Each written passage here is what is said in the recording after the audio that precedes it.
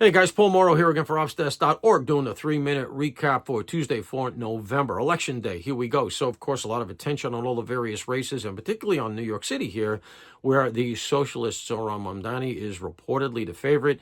Right now, there's reports of very high turnout, which I think likely favors Mamdani. I think that's going to be the youth vote coming out of Brooklyn and the boroughs.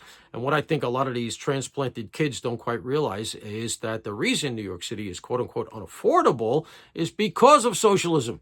We're already a socialist city. We have been since at least the 60s and 70s, and it's because of the big hand of government that's constantly in your pocket here. We are extremely overtaxed. We are extremely overregulated. Nothing is more regulated in New York than the housing market, and as a result, that socialism is already why we have an unaffordable town, and instead they're voting for more of it. Boy, they're in for a real rude awakening. Socialism caused this. It's not going to cure it, and I think they're going to find out the hard way if, in fact, Mamdani wins. But I want to go on to something else you're not hearing about, which is our outgoing mayor, Eric Adams. Adams came in with a lot of promise, and I actually stuck up for him when he first came in, much to the consternation of many, and said, give him a chance. He's saying a lot of the right things. We were coming out of COVID. We were coming out of the riots of 2020, the summer of love, and he wanted to have law and order. Former police captain, and like I said, the city really looked to him. Boy, did he blow it.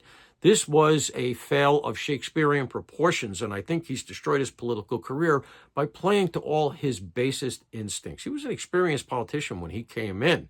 He brought that Brooklyn machine with him. Half of them end up indicted. The other half had to resign. He himself indicted and famously only skates because Trump bailed him out. Well, I'll tell a story that a lot of people seem to have forgotten that I think really go to his mindset.